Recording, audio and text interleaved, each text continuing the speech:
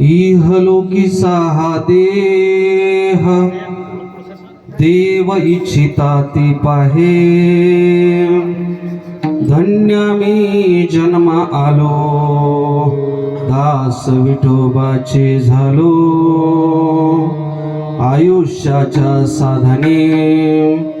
आयुष्याच्या साधने सच्चिदानंद पदवी घेणे. धन्य मी जन्मालो दास विठोबाचे झालो. तुका म्हणे पावटणी करू स्वर्गाचे निशाणे. धन्य मी जन्म आलो दास विठोबाचे झालो. गजाननं भूतगणादिसेवितं कपित्तजम्बुफलचारुभक्षणं. उमासुतं शोकविनाशकारकं नमामि विघ्नेश्वरं पादपङ्कजं. नागेन्द्रहाराय त्रिलोचनाय भस्माङ्गरागाय महेश्वराय नित्याय शुद्धाय दिगंबराय तस्मै नकाराय नमः शिवाय. पंढरीच्या देवराया पंढरीच्या देवराया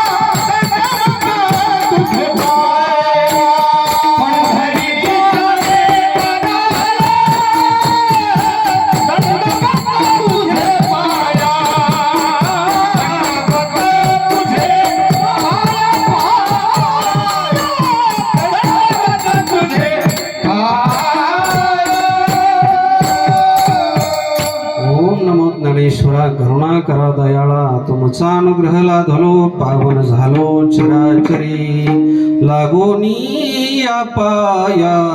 विनवितो तुम्हासी लागोनी या पाया. विनवितो तुम्हासी लागोनी या पाया. विनवितो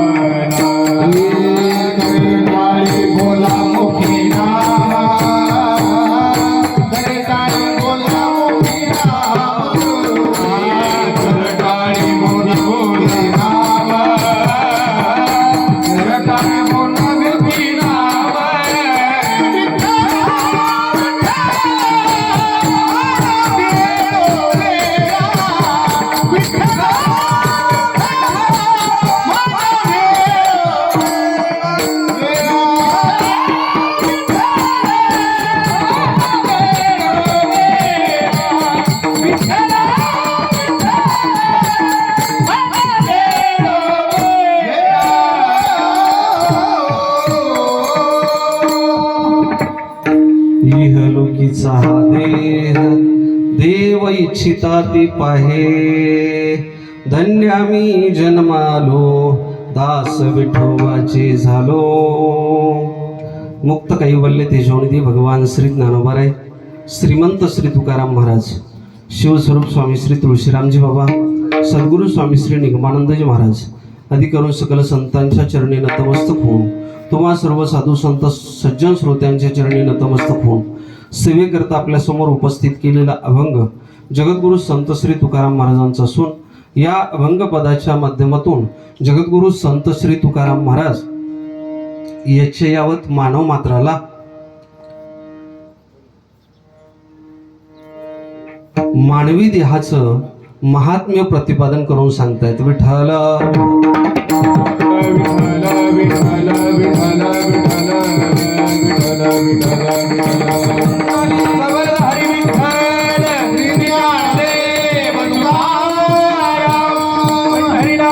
भगवान की जय, भालकेश्वर भगवान की जय, शिवस्वरूप तुळशीराम बाबा की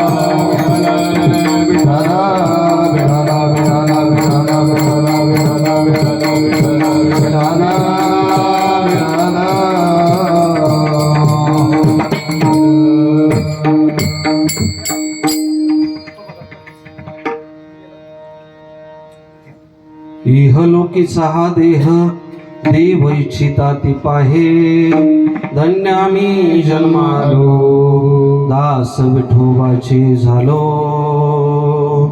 अभंग जगद्गुरु संत श्री तुकाराम महाराजांचा आहे आणि अभंग पदाच्या माध्यमातून जगद्गुरु संत श्री तुकाराम महाराज याचे यावत मानव मात्राला मानवी देहाचं महात्म्य प्रतिपादन करून सांगतायत. अभंग पदातील प्रतिपाद्य विषय तुमच्या अंतःकरणापर्यंत पोहोचवणं हे माझं आद्य कर्तव्य आहे. आज या ठिकाणी आपण या सेवेकरता जे प्रवृत्त झालो, या सेवेचं प्रवृत्तीनिमित्त आपणा सर्वांना ज्ञात आहे वर्ष श्राद्धाचा विधी आहे आणि वर्ष श्राद्धाच्या विधीच्या निमित्तानं आज या ठिकाणी आपण ही सेवा करतो आहोत. जो जो जीव देह धारण करून आलेला आहे त्या प्रत्येक जीवाला देहाचा त्याग हा अवश्यम भावी करावाच लागतो.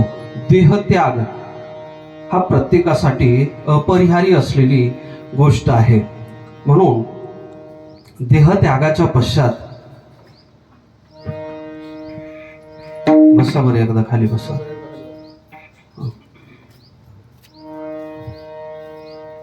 तुम्ही एकदा खाली बसले का माझं मन लागन.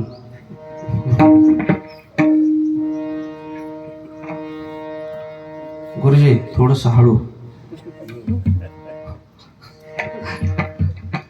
फोटो नाही दे नाही.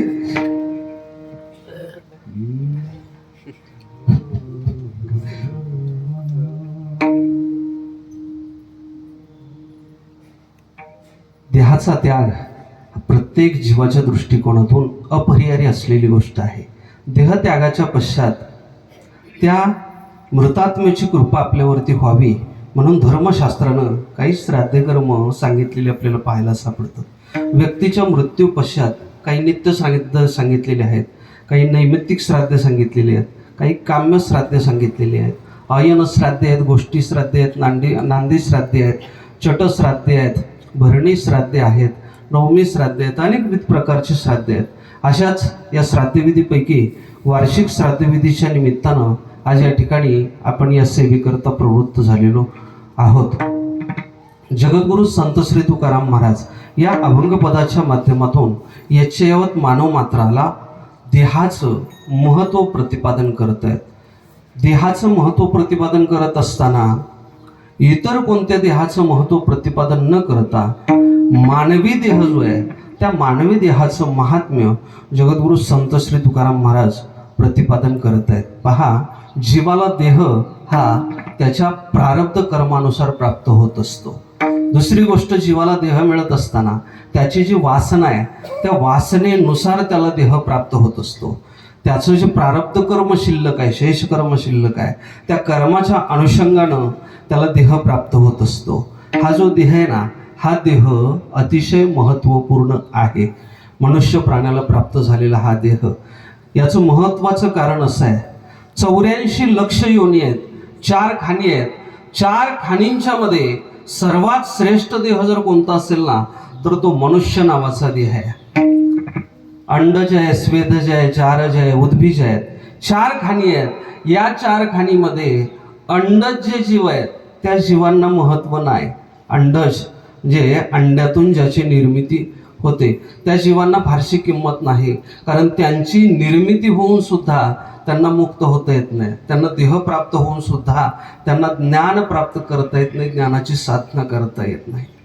जारज हा प्रकार आहे. या जारजमध्ये मनुष्य प्राणी येतो.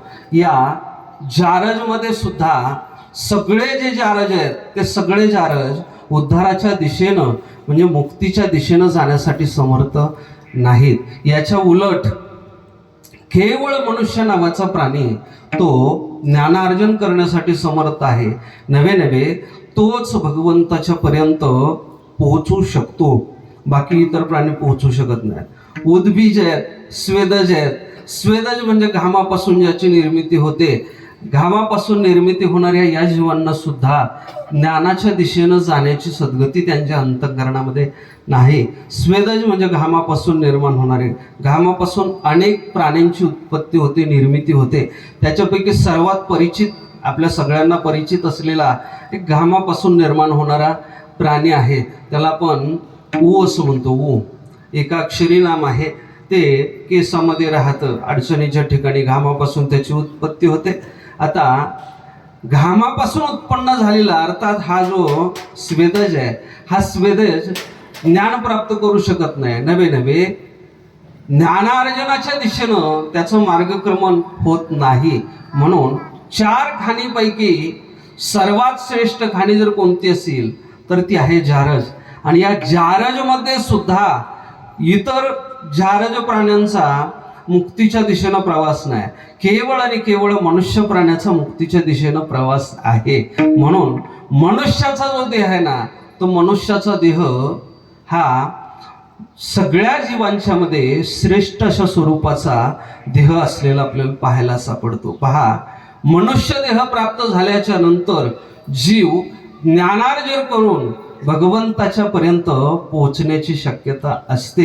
म्हणून मनुष्याच्या देहाला अतिशय महत्त्वपूर्ण आहे. काही गोष्टींचं महात्म्य प्रतिपादन करत असताना केवळ त्या वस्तूचं लक्षण सांगून, त्या वस्तूची किंमत सांगून त्याचं महात्म्य प्रतिपादन केलं जातं. आणि काही वस्तूंचं महात्म्य प्रतिपादन करत असताना आपल्याला प्रतिकात्मकरित्या, म्हणजे त्याला कोणीतरी दुसरा प्रतिस्पर्धी आहे आणि त्याच्यापेक्षा हे श्रेष्ठ आहे म्हणून याची श्रेष्ठता व्यक्त करावी लागते, सांगावी लागते. मनुष्य देहाची श्रेष्ठता सांगत असताना मनुष्य देह हा सहसा प्राप्त न होणारा देह आहे. मनुष्याचा देह सामान्यतः प्रत्येक जीवाला प्राप्त होतो का? नाही. मनुष्याचा देह कसा प्राप्त होतो? पावला हा देह काग टाळी न्याये. काग आणि टाळी हा जो न्याय आहे ना, वेदांत शास्त्रामध्ये, न्यायशास्त्रामध्ये सांगितलेला हा न्याय आहे. या न्यायानुसार हा देह जीवाला प्राप्त होतो. प्रत्येक वेळेस जीवाला हा देह प्राप्त होत नाही. एखाद्या व्यक्तीच्या हातामध्ये कावळा सापडावा, आंधळ्याच्या हातामध्ये. एका राजानं असा फतवा काढला की जो कोणी कावळा पकडून आणेल, त्याला मी 100 सुवर्ण मुद्रा दान म्हणून देईन, बक्षीस म्हणून देईन. आता सगळेजण कावळा पकडण्यासाठी निघाले. प्रत्येक जण प्रयत्न करतोय कावळा पकडण्यासाठी, पण कावळा कोणाला सापडत नाही. शक्यतो कावळा कोणाच्या हातात सापडत नसतो. एक आंधळा व्यक्ती आहे, नदीवरती स्नानासाठी गेलेला आहे.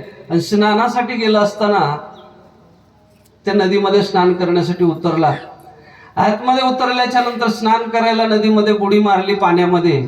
आणि पाण्यामध्ये बुडी मारल्याच्या नंतर पाण्यातून असा बाहेर निघत असता त्यानं हात असे वरती केले.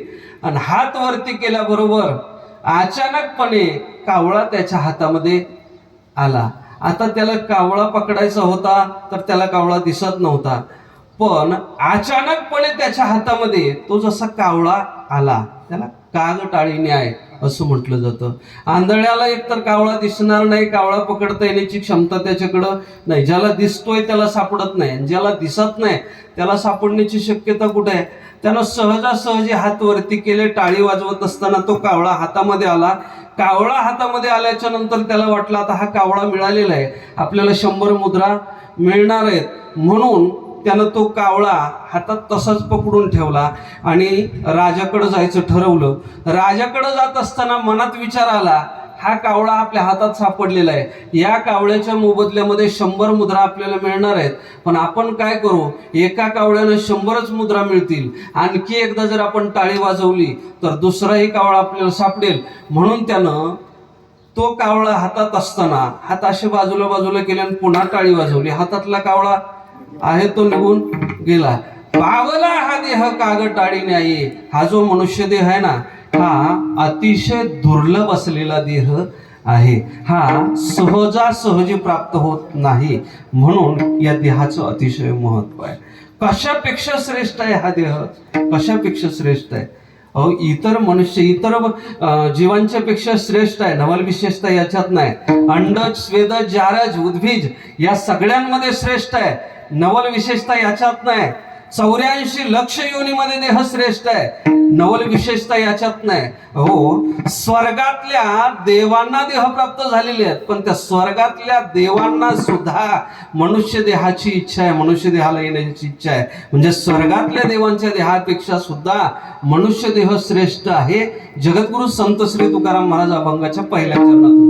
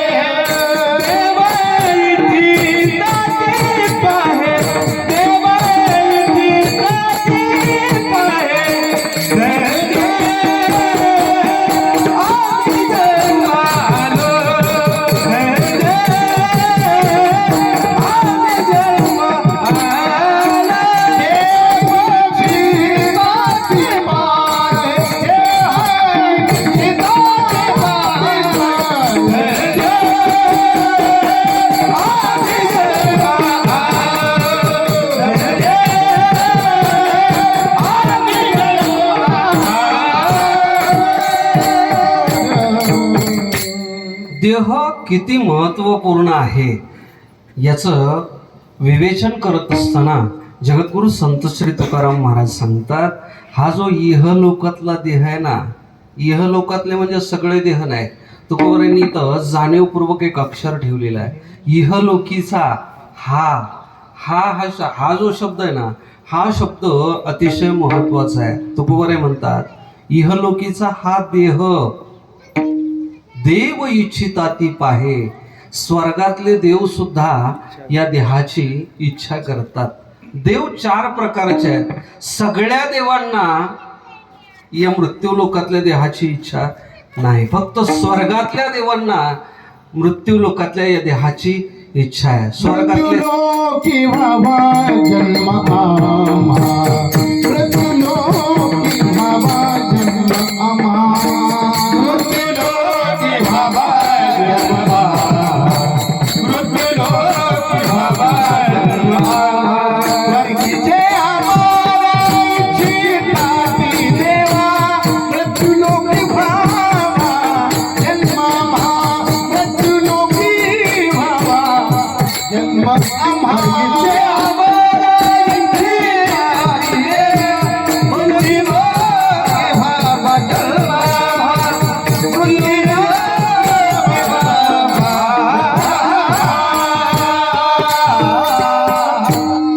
देव सुद्धा 4 प्रकारचे आहेत. 4 प्रकारचे.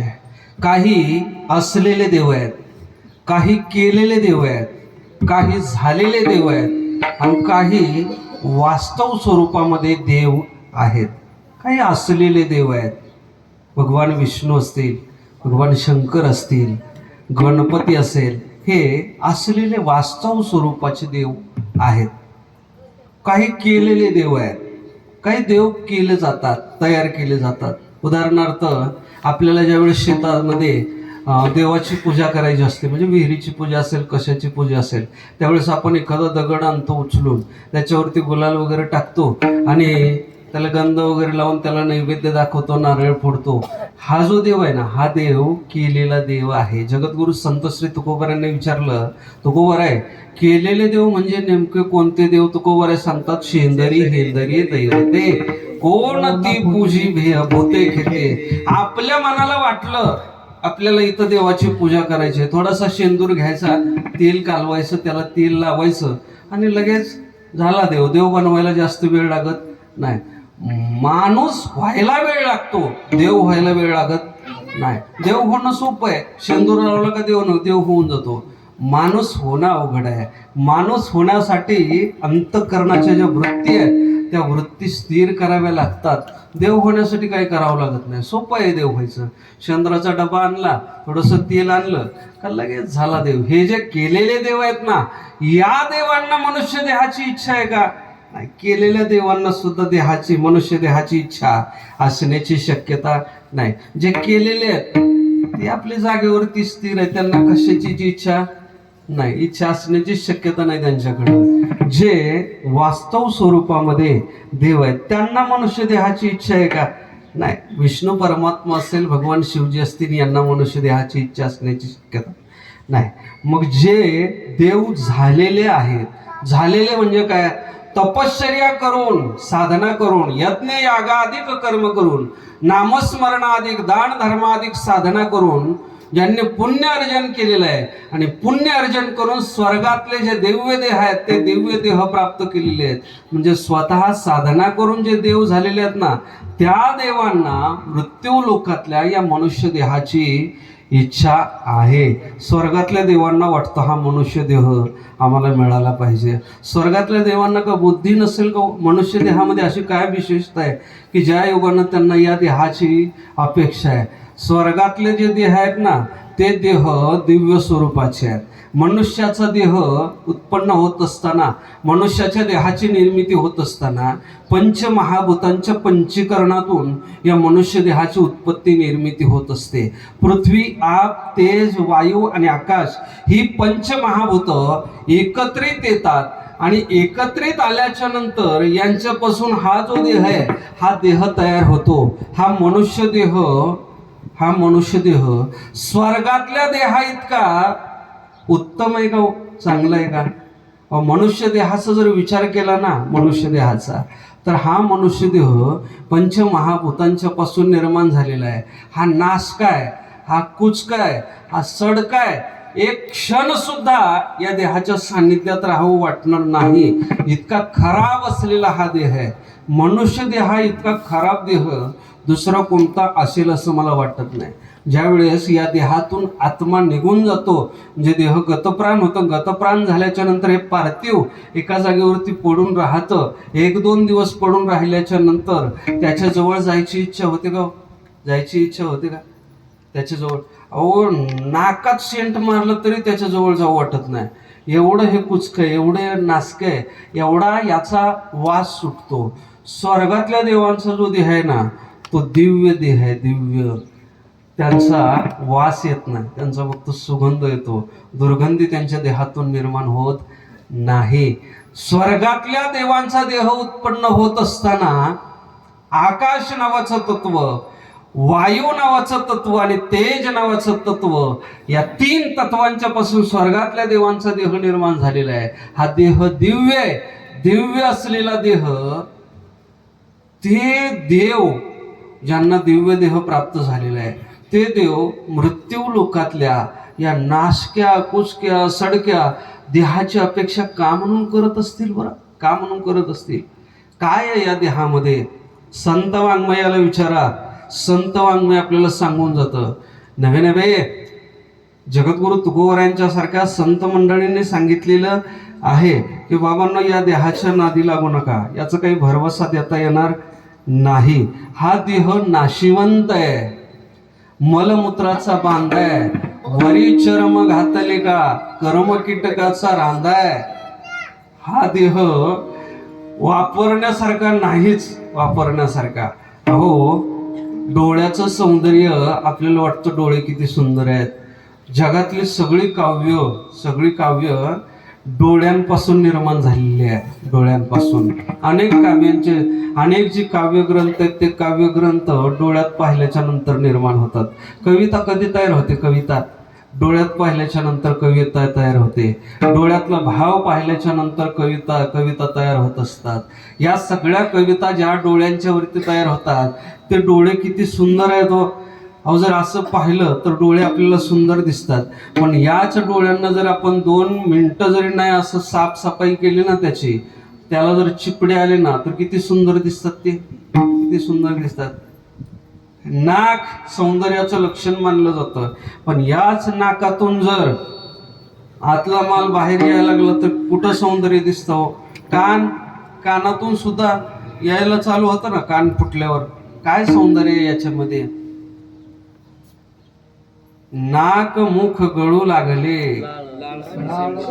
वा, तुमचं पाठांतर भरपूर आहे. म्हणता येत नाही काय तुम्हाला? शेवटला म्हणते ना, कधी गेले दिगंबर असं आहे का? मला वाटलं शेवटला गेले दिगंबर सुरू राहिला त्या कीर्ती. त्यावेळेस फार प्रेमानं म्हणतात. मी ऐकलंय बऱ्याच जणांचं. मीठ टाकायच्या टायमाला तोपर्यंत म्हणणार. मनुष्याचा देह आहे ना, मनुष्याचा देह जर याचं स्वरूप पाहिलं तर हा नासकाय, कुचकाय, सडकाय. औटा हात का मानव देह अल्लाह ने तुझ दिया. औटा हात का मानव देह अल्लाह ने तुझ दिया. औटा हात का मानव देह अल्लाह ने तुझ दिया.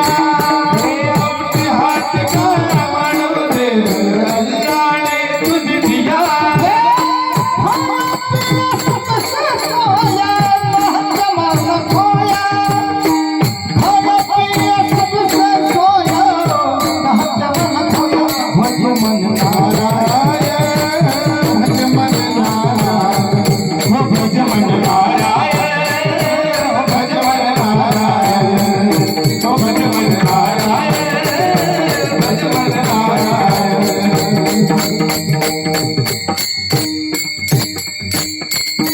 औट हात का मानव देह अल्लाह ने तुझ दिया.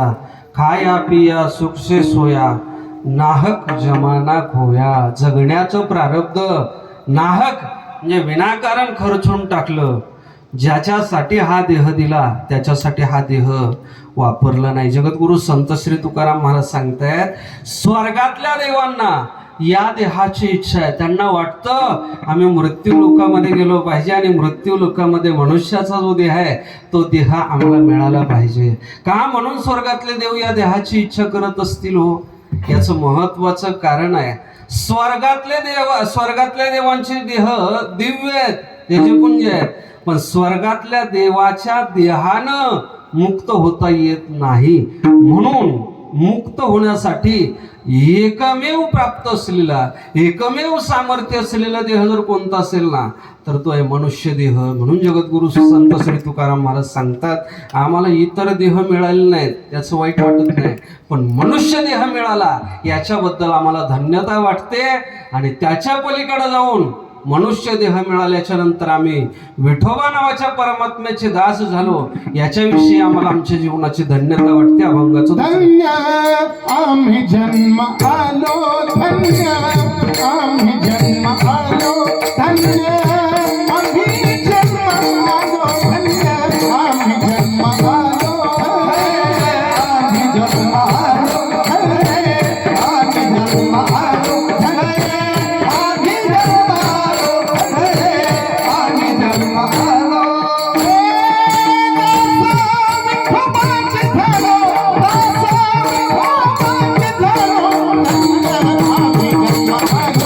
Oh,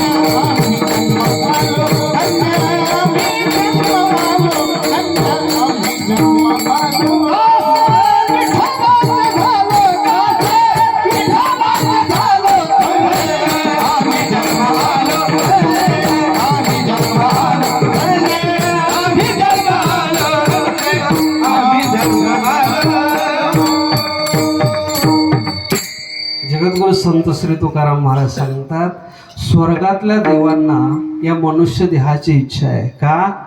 या मनुष्य देहाला आल्याच्या नंतरच संतांची संगती करता येते. या मनुष्य देहाला आल्याच्या नंतरच शुद्ध असलेलं जे पुण्य आहे ते पुण्य प्राप्त करता येतं. या मनुष्य देहाला आल्याच्या नंतरच सद्गुरूच्या सानिध्यात जाऊन त्यांच्या संगतीमध्ये ज्ञानार्जन करता येतं आणि ज्ञान मिळवून मुक्त होता येतं. म्हणून तुकोबाराय म्हणतात धन्य आम्ही जन्माला आलो, आमचं जीवन धन्य झालं, जन्माला येणं आमचं धन्य झालं. का? म्हणून आम्ही त्या विठोबाचे दास झालो. आम्हाला विठोबा नावाच्या परमात्म्याचं सानिध्य करता आलं, त्यांचं दास्यत्व आम्हाला करता आलं, म्हणून आमचं जीवन धन्य झालं. तर तुकोबाराय म्हणतात दास झालो आणि पुन्हा म्हणतात धन्य झालो. दास होणं आणि धन्यता प्राप्त होणं या दोन गोष्टींचा व्यवहाराच्या दृष्टिकोनातून काही संबंध आहे का हो? दास होणं म्हणजे एखाद्याचं चाकर होणं, एखाद्याचं नोकर होणं. नोकर होणं याच्यामध्ये कसली आली धन्यता? दास होणं याच्यामध्ये कसली आली धन्यता? दासाला स्वातंत्र्य नसतं. दास जो आहे ना त्या दासाला स्वतःचं स्वातंत्र्य नसतं. तो ज्याचा दास आहे त्याच्या सत्तेनं त्याला जीवन जगावं लागतं. त्यानं जसं सांगेल तसंच राहावं लागतं. त्यानं सांगेल तेच काम करावं लागतं. त्यानं देईल तेच खावं लागतं. त्याला दास असं म्हटलं जातं. दास्यत्व शक्यतो कोणी कोणाकडं मागत नाही. दास व्हावं असं कोणाला वाटतं? कोणाला गुरुच व्हायची इच्छा आहे, कोणाला शिष्य होण्याची इच्छा नाही, कोणाला दास होण्याची इच्छा नाही. एक अभंग पाठ असला तरी गुरु व्हायची इच्छा आहे. कोणाला वाटतं हरिभक्त पारायण गुरुवर्य, लगेच त्या नावापुढं काही संबंध. एकच अभंग पाठ असतो, दुसरा नसतो, पण गुरु व्हायची इच्छा आहे, दास व्हायची इच्छा नाही. कोणाला वाटतं सेवक व्हावं, कोणाला वाटतंय मालकच व्हावं. सेवक होण्याची इच्छा कोणाच्या अंतःकरणात आहे. कोणाला वाटतं नरेंद्र मोदी झालो पाहिजे, कोणाला वाटतं शिपाई व्हावं म्हणून. शाळेचं शिपाई व्हायची कोणाची इच्छा आहे का? नाही. पगार भरपूर आहे म्हणून होतात लोक, नाही असं नाही. पण होण्याची जी अंतःकरणातली इच्छा आहे ती इच्छा मुख्याध्यापक होण्याची असेल, शिपाई होण्याची असणार नाही. दास होण्याची आशा शक्यतो कोणी करत नाही. दास आणि नोकर या दोघांच्या मध्ये अंतर आहे, फरक आहे. दासाला स्वातंत्र्य नसतं, नोकराला स्वातंत्र्य असतंय. म्हणजे ठराविक कालखंडापुरता तो नोकरीसाठी असतो.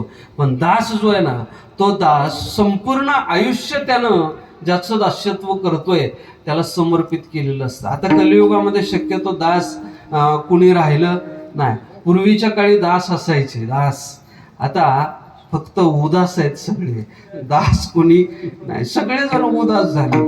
दास व्हायची कोणाची इच्छा नाही. आणि एक गोष्ट बोलू का, जोपर्यंत आपण दास्यत्व पत्करत नाहीत तोपर्यंत आपण आपल्या साध्यापर्यंत पोहोचू शकत नाही. तुमचं साध्य व्यवहारातलं असू द्या किंवा परमार्थातलं असू द्या, तुम्ही जोपर्यंत लीनता स्वीकारत नाही, दास्यत्व स्वीकारत नाही तोपर्यंत तुम्हाला ती मिळण्याची शक्यता नाही. शिष्यत्व पत्करल्याशिवाय ज्ञान मिळू शकत नाही. शाळेत गेला आणि शिष्यत्व जर नाही पत्करलं, म्हणजे गुरुला गुरु नाही मानलं, शिक्षकाला शिक्षक नाही मानलं, तर ज्ञान कसं मिळेल? मिळणार नाही. सध्या हीच उलट पद्धत होत चाललेली आहे. विद्यार्थी स्वतःला विद्यार्थी म्हणायलाच तयार नाहीत, शिक्षकाला शिक्षक म्हणायलाच तयार नाहीत. त्याचा परिणाम आजची जी शिक्षण व्यवस्था आहे ही सगळी शिक्षण व्यवस्था विस्कळीत झालेली आहे.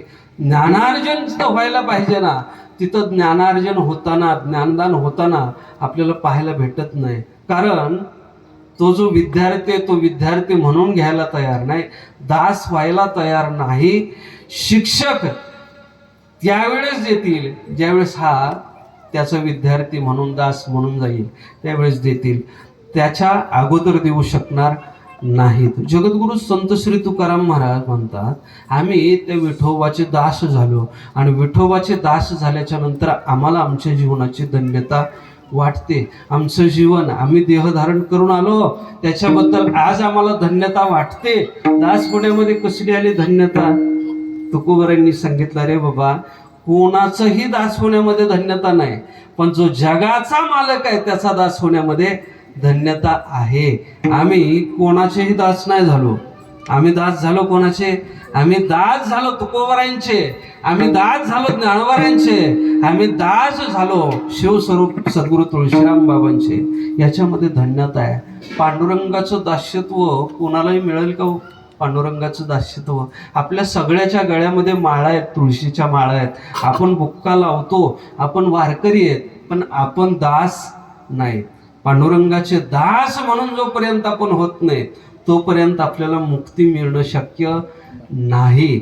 दास्यत्व निकट हनुमंते पै केले, म्हणून देखील रामचरण. रामाचे चरण पाहायचे असतील तर हनुमंताच्या सारखं दास्यत्व पत्करावं लागतं. तुमची ये दासीचा दास करून ठेवा, तुमची ये दासीचा दास करून ठेवा, तुमची दासीचा दास करून ठेवा, तुमची दासीचा दास करून ठेवा. आशीर्वाद द्यावा, आशीर्वाद द्यावा,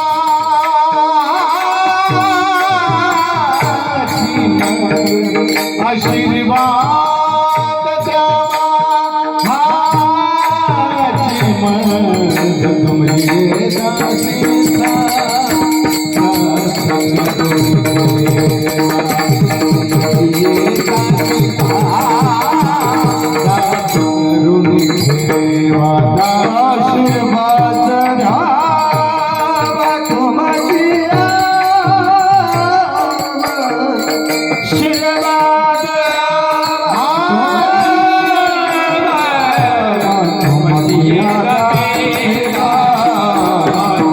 करून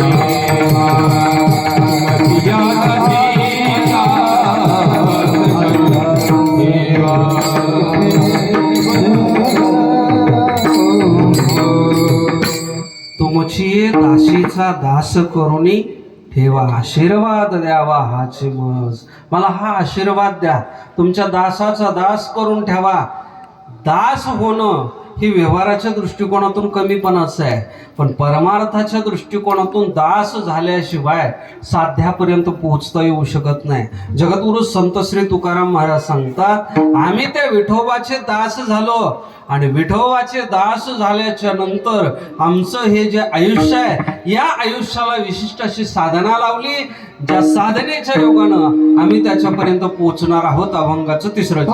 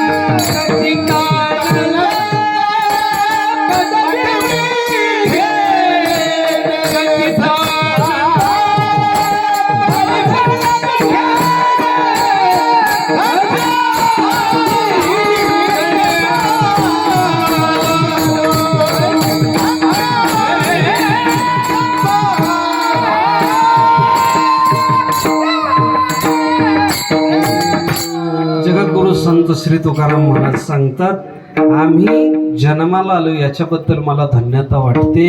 याचं महत्त्वाचं कारण हे जे आयुष्य आम्हाला प्राप्त झालेलं आहे ना, या आयुष्याच्या साधनेनं सच्चिदानंद नावाची जी पदवी आहे ती पदवी आम्ही घेऊ शकलो.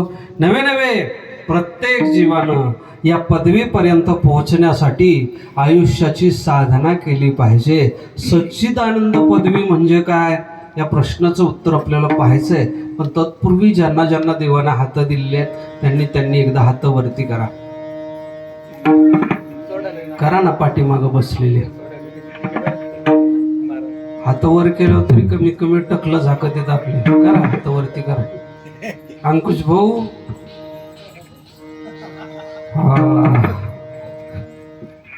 करा ना वर सरळ करा. पुढं पार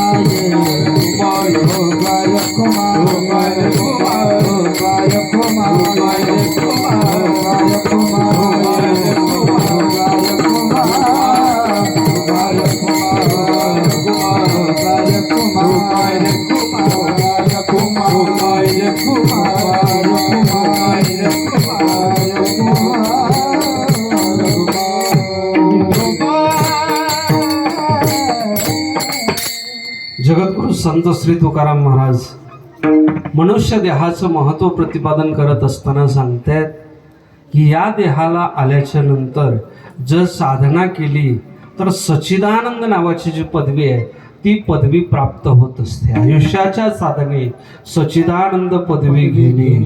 कधी कधी ही पदवी जी आहे ना ही पदवी शिल्लक राहते आणि ज्यानं ही पदवी प्राप्त केलेली आहे तो निघून जातो. प्रत्येक वेळेस पदवी आणि पदवीधर दोघं सोबत राहतील असं सांगता येत नाही. पदवी शिल्लक राहते, पदवीधर निघून जातो. कधी कधी पदवी निघून जाते आणि पदवीधर शिल्लक राहते. पदवीच राहत नाही त्याच्यामध्ये, म्हणजे ते पद निघून जातं. अस्थायी अशी पदवी त्याला प्राप्त झाली असते. ही जी पद आहेत ना ही पद काही कालखंडापुरती जीवाला दिलेली असतात. हे पद निघून गेलं त्याची पदवी निघून गेली. फक्त पदवीधर शिल्लक राहतो. उदाहरणार्थ माजी आमदार, माजी खासदार. खासदार जोपर्यंत होता तोपर्यंत आजी होता आणि पद निघून गेलं, पदवी निघून गेली, फक्त तो व्यक्ती शिल्लक राहिला. तसं जगद्गुरु संत श्री तुकाराम महाराज सांगतायत आयुष्याची जर साधना केली, आयुष्यभर जर साधना केली भगवंताच्या प्राप्तीची तर या साधनेचा परिणाम जी पदवी कधीच निघून जाणार नाही अशी सच्चिदानंद नावाची जी पदवी आहे ती पदवी जीवाला प्राप्त होत असते. सच्चिदानंद नावाची पदवी आजपर्यंत आपण कधी श्रवण केलेली नाही, ऐकलेली नाही. कोणाच्या नावापुढे सुद्धा सच्चिदानंद नावाची पदवी लावली जात नाही. शक्यतो जास्तीत जास्त आपल्याकडे पदव्या जनरलच लावल्या जातात. विनोदाचार्य, अमुक तमुक या असल्या पदव्या लावल्या जात नाही. कारण याच्या जवळ आपण गेलोच नाही तर पदव्या लावायचा प्रश्न निर्माण होतो. आपण आणखी विनोदातच आहे, त्याच्या पुढे गेलो नाही. म्हणून शक्यतो याच पदव्या सध्या जास्त झालेल्या आहेत. ज्या खऱ्या पदव्या आहेत त्या पदव्यांपर्यंत आपण पोहोचत नाही. सच्चिदानंद म्हणजे काय? सत, चित आणि आनंद स्वरूप असलेला जो परमात्मा आहे त्या परमात्म्याच्या यथार्थ स्वरूपाचं ज्ञान होणं म्हणजे सच्चिदानंद पदवी प्राप्त होणं. गोवरे म्हणतात आयुष्यभर साधना केली आणि सच्चिदानंद नावाची पदवी मला प्राप्त झाली, याचा परिणाम म्हणून तुकोबाराय म्हणतात हे जे सुंदर असलेलं दर्शन आहे ना ते दर्शन मला घडलं अभंगाचं शेवटचं. तो काबने मने पावत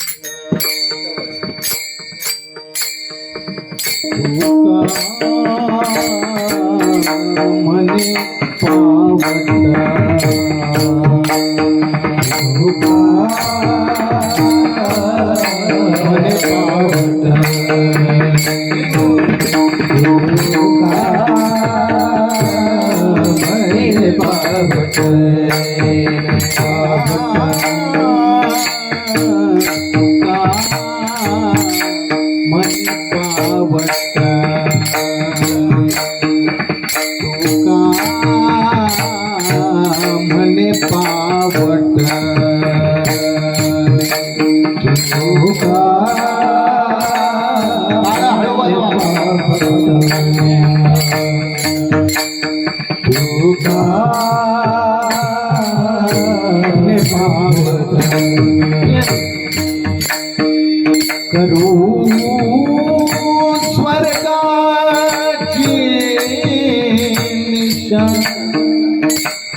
करू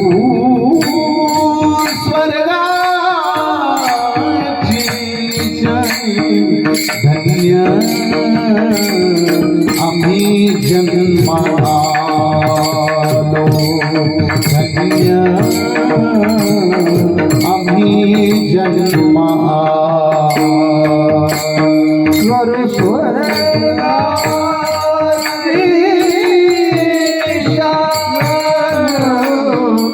करू स्वर्गाची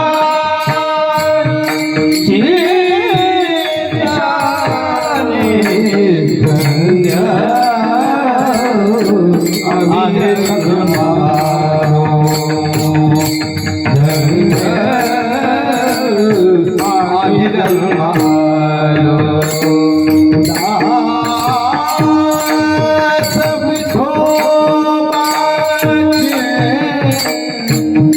झालो